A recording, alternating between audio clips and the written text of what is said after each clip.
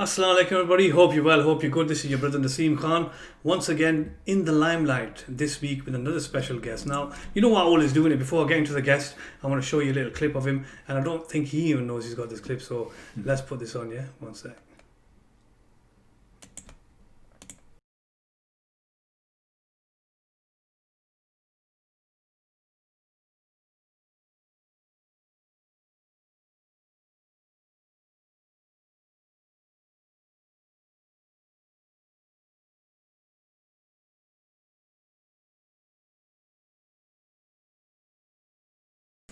And there you have it, guys. There you have it. Tasif Khan, my brother Tasif Khan, super flyweight champion, is in the house with me today, alhamdulillah. And, you know, I got to give it to him, you know, at the end of the day, he's taken his time out and he's coming. So let's get straight to meeting our brother Tasif Khan. Assalamu alaikum, bro. How are you? Welcome, Sam. Good, you well? Obviously, we're keeping our distance, you know, for 100%. everybody out there. So we don't want everyone thinking that, you know what, we could be sitting Naseem or Nasi's show and they were shaking hands and all that, yeah. So I just want to say thank you very much for coming on my show in the limelight. Obviously, I have artists and professional people, and you, my brother, are a professional person, Tasif Khan. Just tell the audience out there how you started, and then we'll get into the other things later. Yeah, first of all, thank you, Naseem, brother, for having us on the show, and thank you for all the guests and the viewers out there. My name's Tasif Khan. My profession is professional boxing, and I'm currently the WBU World Boxing Union and the GBU Global Boxing Union Superflyweight World Champion. And Superflyweight World Champion, yeah. And I've got the International Masters Bantamweight Championship as well.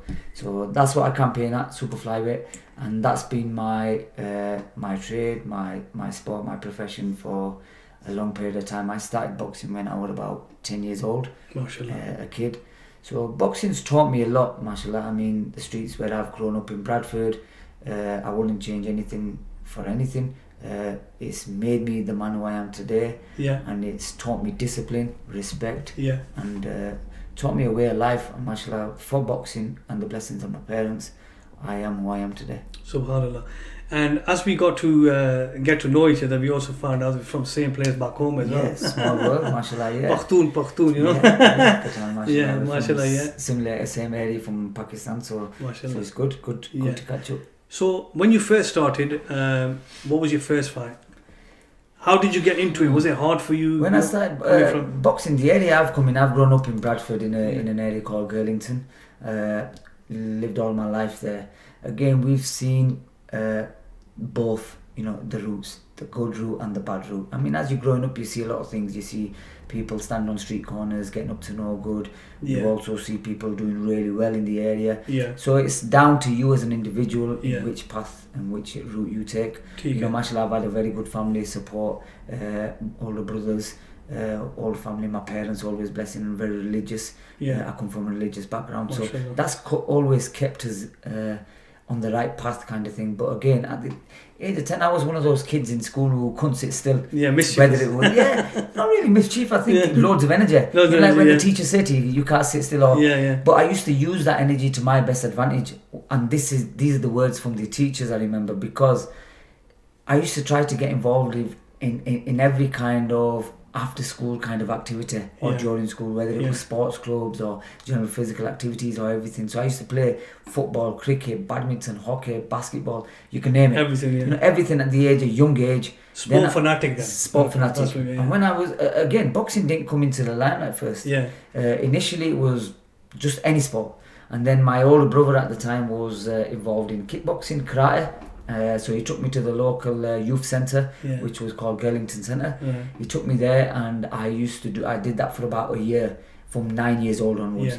I did that for about a year, and then I started going to a local youth club, which around Bradford, a lot of people will be familiar with it. It was called Bradford Police Boys Club, and it was a youth club which had a boxing club, small room, and then it was like a youth centre, so kids used to go there from 6 o'clock in the evening till about 9 o'clock, and they used to play pool, football, weight training downstairs, a little bit of a cafe area, table tennis. You know, it was brilliant. And it was in the heart of my area, which was brilliant because it kept all the kids off the street. Yeah, and you had something, and they had somewhere something to do. go. Yeah. And initially, that's where I used to go with my brothers, with Yeah. all the kids in the area growing up.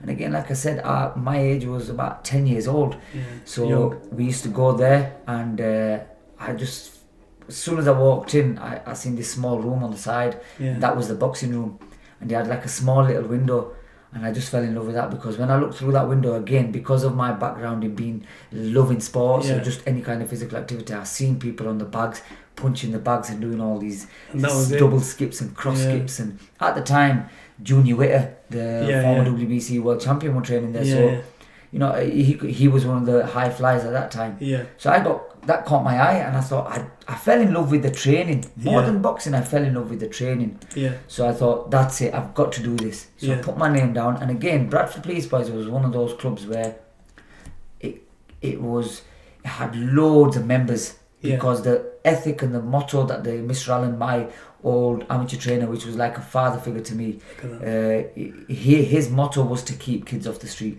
initially, and then after that, if we make champions, it's a bonus. But our main thing is to keep kids off the street. Fantastic. So I had to wait on the waiting list for a few weeks, and then I got the phone call, and ever since that phone call, when I went to walk through them doors and got them first pair of gloves on, I've never turned back. I bet you were over the moon. I just want to quickly come in there as well, off the topic. People are probably thinking, how come he's got a yellow top on today? You know, nobody has his own black usually. Well, why I've got this top on, because it's for a sponsor, Mobile Phone Repair Centre in Blackburn. Get your phones down here, best phone shop in the place, in the area, and that's why I'm wearing their top today. So you know what I mean. Any other sponsors want to come on board, give me a shout, like I told you before. Anyway, back to the subject again. Yeah. So that's how I initially got into the boxing, where I just went down to a local youth club called Bradford Police Boys, and I fell in love with the sport. Initially, it was fell in love with training. It went into a hobby, then into a passion, and now into a full-time job. Again, I just want to point out and highlight that at the age of 10, we see our kids out there now. You know, I've got a little boy, mashallah, myself, and we see kids out there, and at the young age sometimes, even when they finish school, the school hours, and they come back home, those are the kind of hours where we have to monitor and watch our kids as to what they're doing. They go to school, they come back, and especially from my background, and probably many watching now, they have to come back from school, and your parents ask you or tell you to go to mosque. So you had to go to the mosque first, read your Sabbath Quran, learn the Quran, namaz, and then you come home.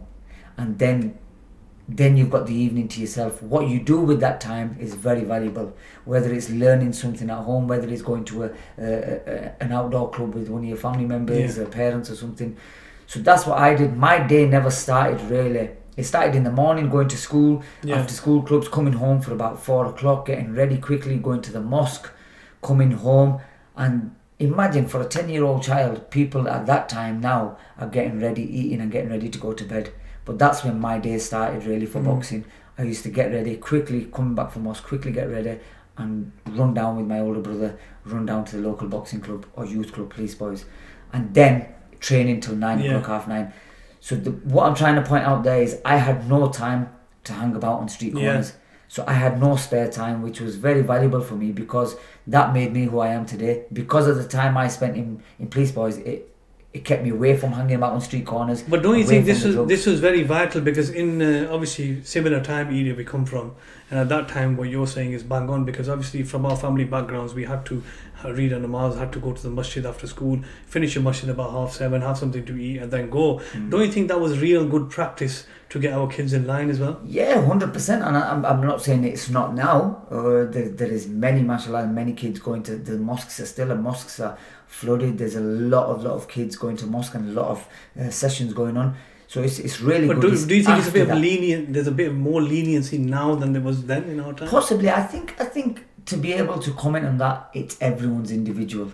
What we have to do, there has to be, I believe, in my opinion, just more physical activity generally, whether it's within school, outside school hours, whether it's doing something on a social basis on a weekend with your kid for an hour, just something physical activity. You never know, like it did with me, it might start off as a hobby and end up into a full-time job and a passion. And again, that's something I've always loved to do.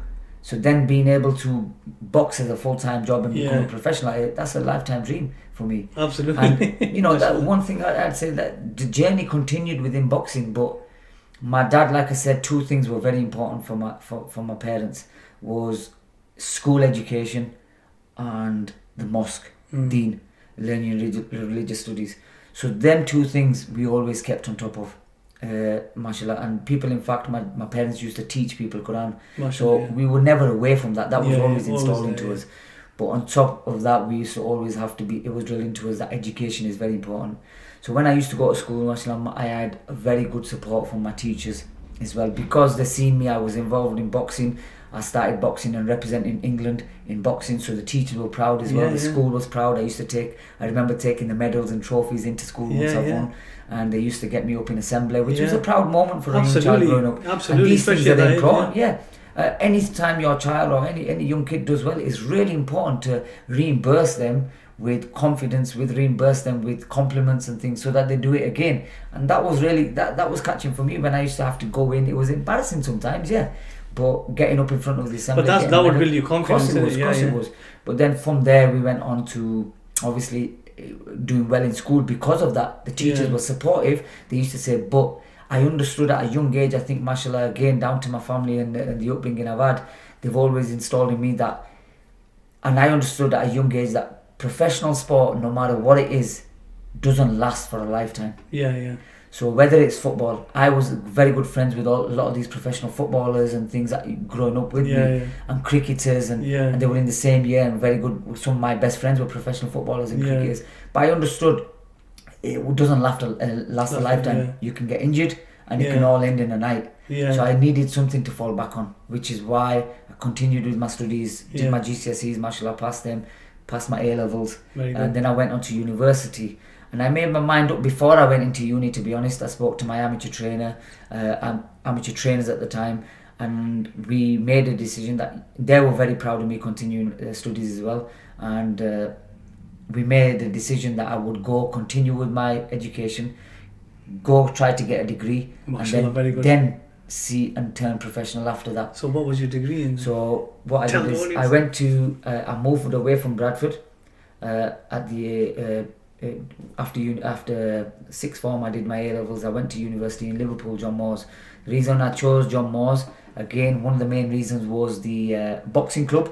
I was very familiar with the boxing coach, Kevin, who now at present is training the Australian Olympic team, the national team in boxing. But he was actually training the boxing club in Toxteth in Liverpool. So I went to Liverpool, John Moores University, stayed there for 3 years, and did sports development and physical education, mashallah, which I passed. Super. But while I was in Liverpool, I planned my journey there as well in terms of my boxing career. I continued with my amateur career while I was in Liverpool. So at the same time I was studying, I never gave up my amateur career, because that's what amateurs is learning the trade, enjoying it. It's a brilliant time, because some of my best days were amateurs, where you're travelling the country, and if you get to box for your national team, it's amazing. I flew different countries all over the place, and stayed out there for a week at a time, and boxed away. You learn the trade really well, you learn experience, you have a great time. So then I got my degree, I come back, and the biggest thing I got the degree for, again, like I just said and mentioned, that is something for me to fall back on after my boxing career. So you had a good mind. You already focused that. You know what? Many people don't think that. You have to, and that's a message I always like to install that. And absolutely, tell them. Kids or any kids out there, or any youngsters out there that want to. Don't get me wrong. There's going to be many kids before us and after us who will do well in sport, in football, cricket, and boxing, and whatever. But always have a backup plan.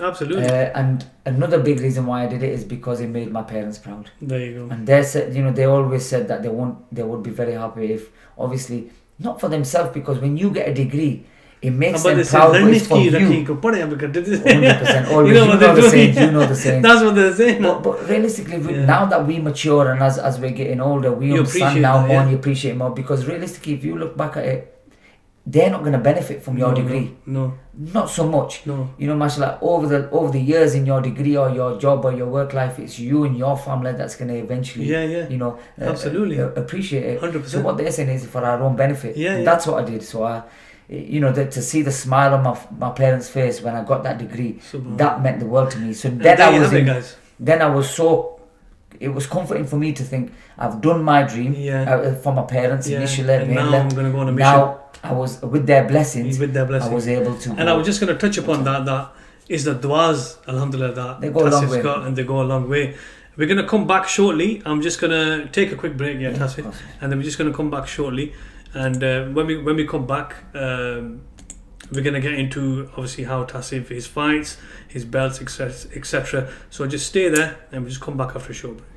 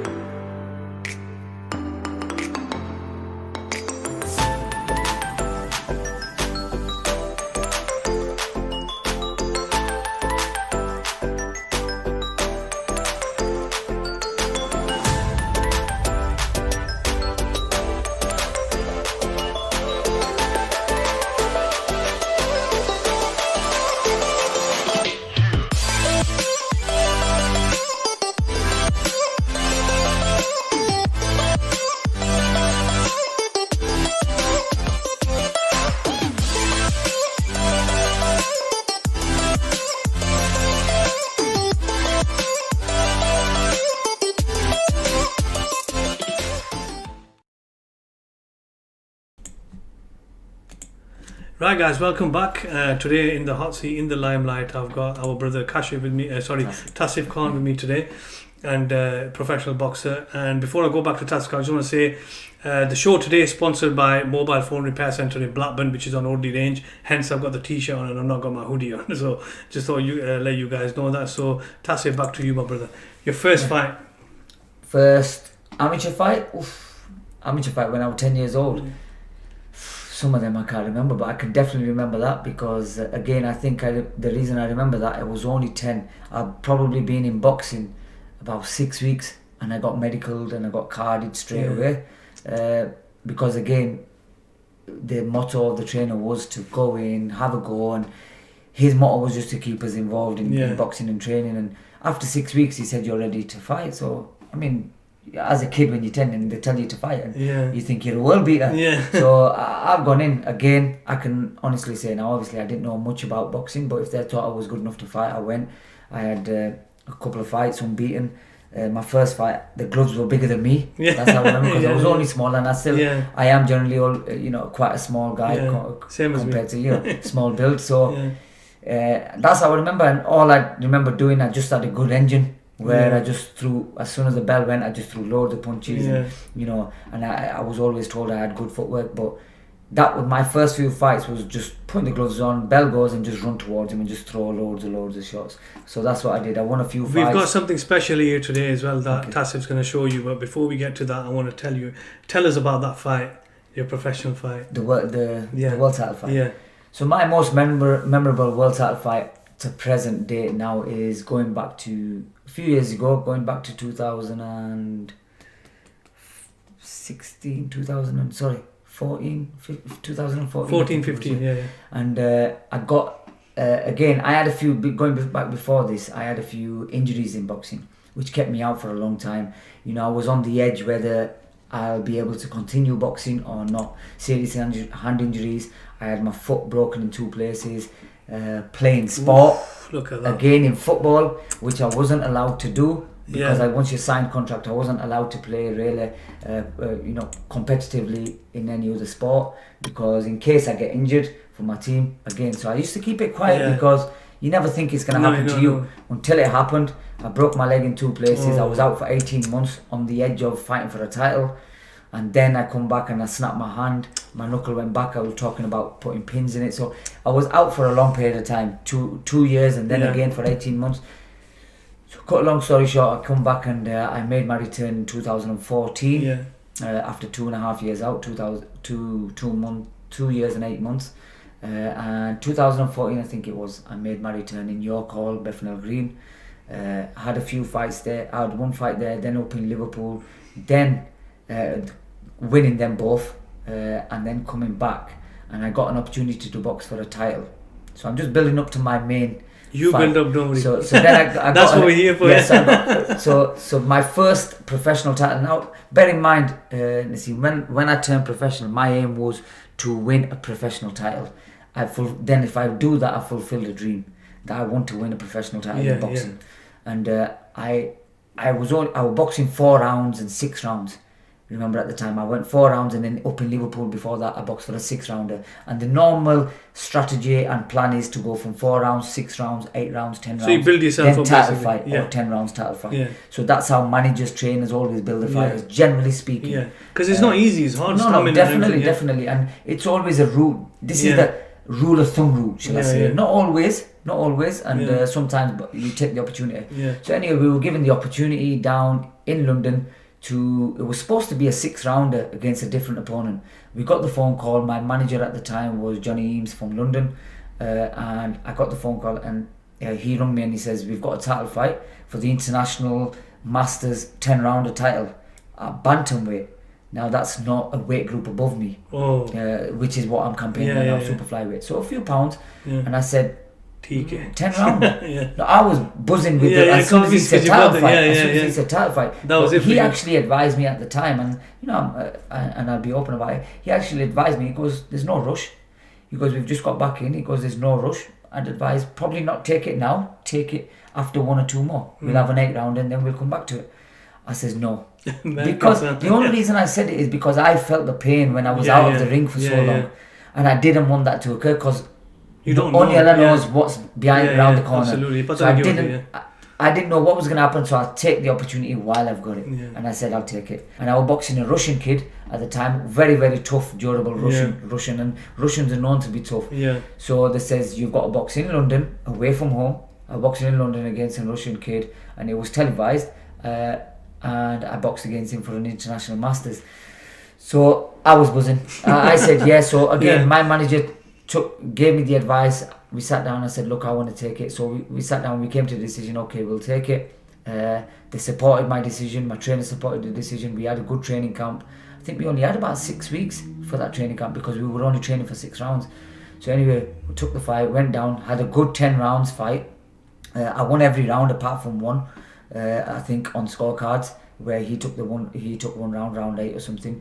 I won every other round, and I won the first international blue title. So for me, that was like a world title achievement. Yeah. So obviously I was buzzing, and thanks to my family again, friends, and loads of followers who went down all the way down to London, stayed over the weekend. It's a blessing, and I just want to come back to the support because it's a big thing for me. Since I've been boxing, and mashallah, from Bradford, I've had a lot of support. They've always been they stood by me from thick and thin, even when I was injured. And sponsors. The biggest thing for me is my sponsors, mashallah, who have stood by me. And I know on platforms like this, I don't like, you have thing where you don't always go out. It's not a platform for mentioning sponsors. But without sponsors in this game and this day and age in this kind of trades, it's difficult because remember, I left my education, my full-time job in teaching as a sports development officer, and I became a full-time boxer. So no one's paying me. No one. If I don't fight, no one pays me. So when I was injured all those years, there was no income. So it was down to my sponsors who supported me, and it was thanks to them. Now I am where I am. A big part of them. And obviously we can't mention the names. No, of course. You mentioned sponsors. That's fine. So going back to the story. So I won the international masters. And then my promoter at the time was a Liverpool Scouser called Stephen Vaughan, and his dad's done he was the first Vaughan Senior was the first biggest promoter in Liverpool who did the big arena shows there. So I was with them at the time, had a very good connection, had a very good relationship with them again, and he rung me up one day, and I was driving at the time, and I had it on hands-free. I'll put that out there before anyone gets in there. I had it on hands-free, but I remember there was a few people in the car, so he rang me, and I didn't answer because there was a few people in the car, and he was on hands-free, and he rung me again straight away.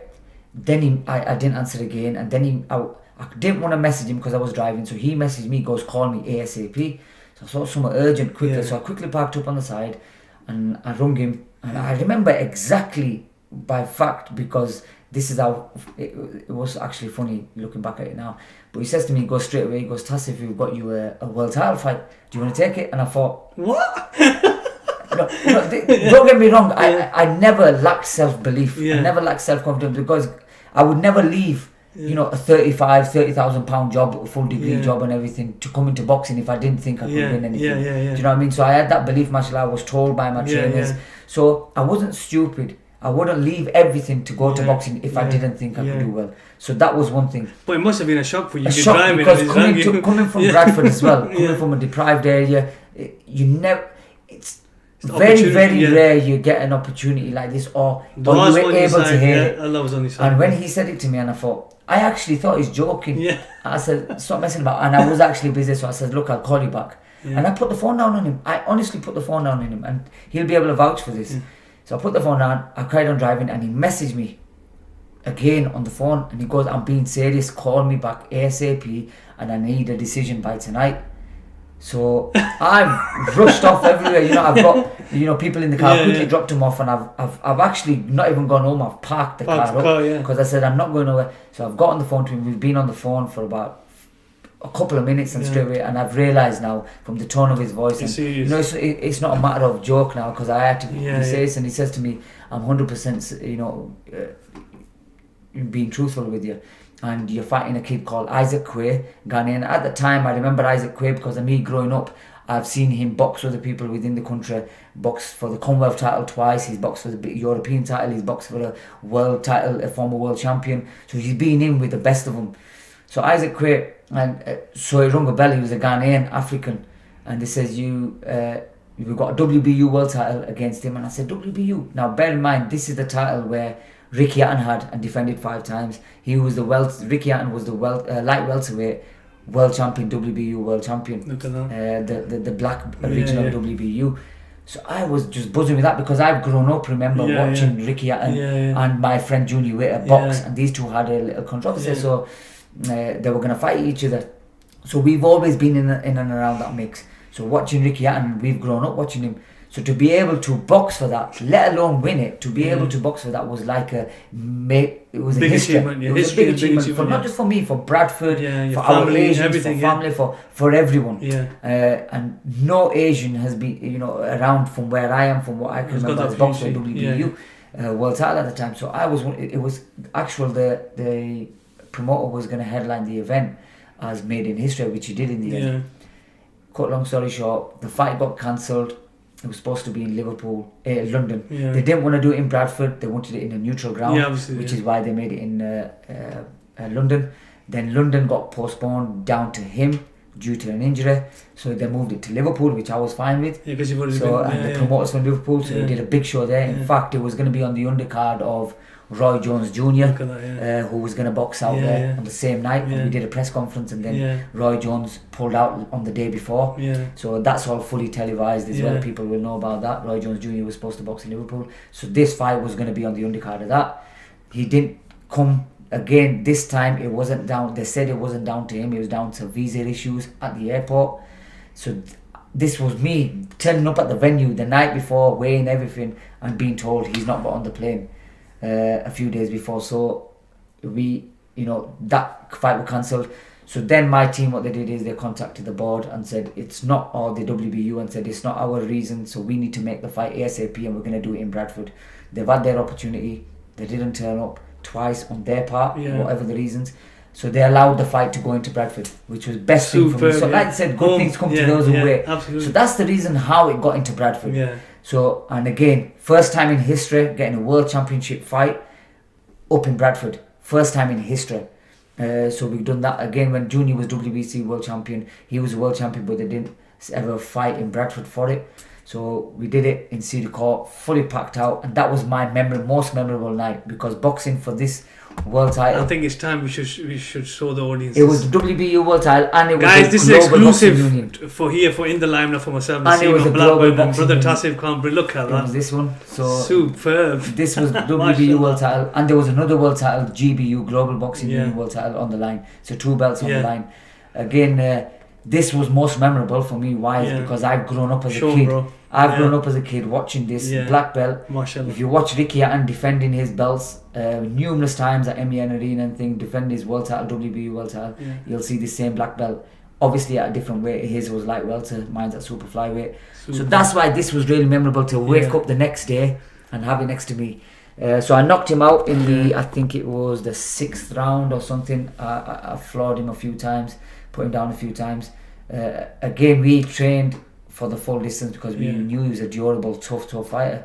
But mashallah, I was confident, and I just had that crowd there really electrified everything. And honestly, that show, I boxed with Amir Khan on the undercard of Amir Khan at MEN Arena. I boxed at Bolton Reebok Stadium. I've boxed many places, big arenas, and mashallah, but nothing tops that. That was in my hometown with my loved ones and my family and friends, and it was absolutely packed to the rafters. Superb. So nothing beats that. Even though I boxed with Amir Khan with the 25,000-30,000 people, and nothing beats that. And that's why, just because of what was at stake and the people I had there, and it was in my hometown, which was something for everyone, carrying the flag for Bradford and for our people. That's fantastic, Tasif. I mean, we've just got like about 5-10 minutes left of the show, but before we I'm not going to say my final words and get you to say the final words at this moment in time. There's one more belt that we need to show the people out there as well. And what fight was that due to?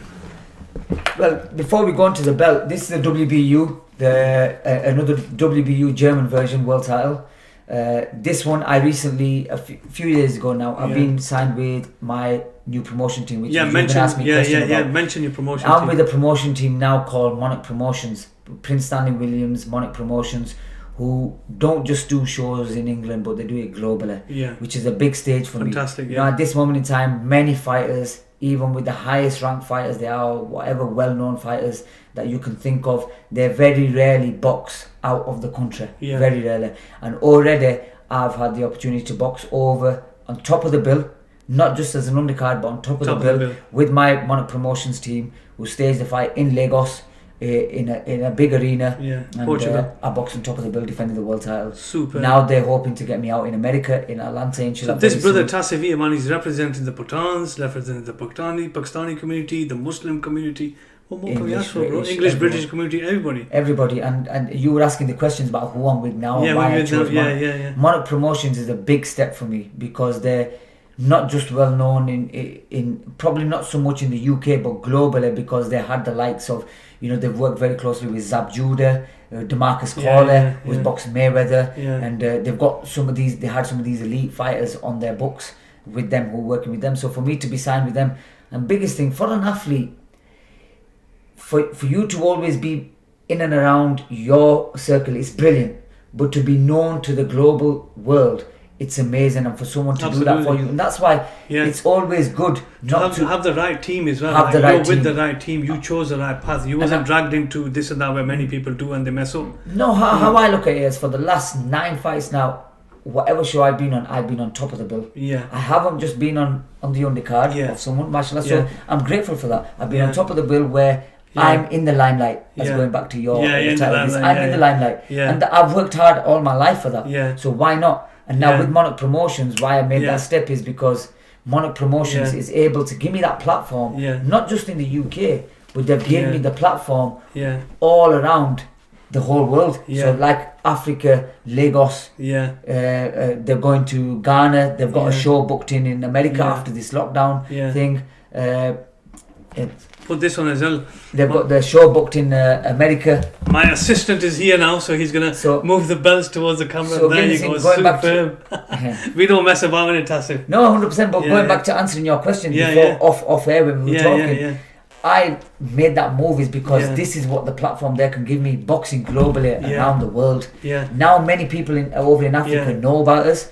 So albeit we look at UK is very small considering compared to the rest of the world. And I've always said that myself in my own thing that I do as well. The audience is much bigger outside here, which it is, you know what I mean? And at this stage of my life now, we're speaking to the promoter, we're looking to go over the pond and compete, and we've offered fights. In fact, it's just before this lockdown, we offered some of the top Americans and the Mexicans a fight to box for the title or put another title on the line and box for it, because now I've got that platform and my promoters working with all these top promoters. So mashallah, I'm grateful for them as well, because they've put the time and effort into me, but not just as an undercard filling the bill up, No. but actually one of their key main fighters, which And I'm that's grateful what's to them. absolutely. Once this lockdown's over, we're ready to go. And there you go, guys. Tasif Khan, mashallah, in the hot seat today. And before we go, I just want to say to Tasif Khan, thank you very much for coming here. And he also does a lot of charity work as well. Yeah. Not mentioning any names, because obviously UCTV, we don't bring any charities on here. We do obviously show our love towards the charities who are doing the work. And, you know, he helps a lot of charities. He does that in his own spare time as well, which is fantastic. And just give a message to the youth out there, Tasif. But my message to youth, I've briefly give you, I mean, again, I would have been here all night giving you a message about my life story and how I got into it. There's never going to be a time where you don't come across any hurdles in life, whether it be sport, whether it be your academic career, whether it be your education or religious studies or just generally family matters. You will always come across hurdles, but the biggest thing is as long as you've got the belief, self-belief inside, you've got a good heart and you've got good family and friends around you. That's the biggest key, is having that good support and family and friends around you. If you've got good family and friends around you, they will always guide you in the right direction. And again, doesn't matter how old you are, as a kid growing up, you have to make that right choice. There's always going to be two paths. One leading to the right direction and always leading to a better life. And number two, leading to a wrong, which might have some goods along the way, but eventually it's the wrong path and get you into a lot of bother. So you have to make that right choice. And how the motto I've lived with all my life is, if you have a good heart and able to welcome everybody with their open hands, you're going to be received in the same way. And inshallah, like I said, my blessings to everyone is, a big thing is, from the age of 10 I've always had this, and my father's always said, nothing's impossible. If you work hard at it, and hard work and dedication, nothing is impossible. Everything, you can achieve anything in life. Absolutely. As long as you work hard for it. So absolutely. I'm sure you'll get in the scene. Absolutely, I agree with that. And you know what, you're going to have a lot more fantastic message given. You're given there. And I hope, inshallah, after your few fights, we can get you back on the show again and speak more. And yeah, I mean, people can follow us on social media. Yeah, tell them. Yeah. So we've got obviously on Twitter, but there's on Twitter Tasif K Boxer. We've got Tasif Khan on Facebook, and also our followers page, which is Tasif Khan Professional Boxer, and our website www. You can get a little bit more information about me and my work outside the ring, we've got an academy and charity. So just give them that website again. Yeah. www.tasifkhan.com. And again, you know, where anyone's got any questions, inshallah, if you link us up in any kind of way, we're not one of those people. We are for the people. We fight absolutely for the people. We down fight to for our earth. people, and you we know what I are mean? the people. So if anyone's got a question, and I can give any kind of advice, if any young child's growing up, and if they take our advice, I'm one of those people where if one child changes their life for the better for seeing you or hearing any kind of things, I'm happy. You've done your job. Thank you very much, Tasif Khan. Thank you very much for coming on my show. It's been an honour. Thank you very much. And there you go, guys. That was Tasif Khan, mashallah. He's been in the hot seat today, and I hope you guys enjoyed that. I'm lost for words really, because alhamdulillah, he's given his own time. He's come here. Many people don't do that, you know what I mean? And he's given very, very good in-depth stories of himself, how he's done this and how he's achieved it from a minor, to a professional boxer. And he's given the youth a lot of information there as well. And, he's represented his hometown, his own religion, the country itself. So, it's an honor to have people like that and tell their stories. So guys, until next time, stay safe. Catch you soon. Allah Hafiz.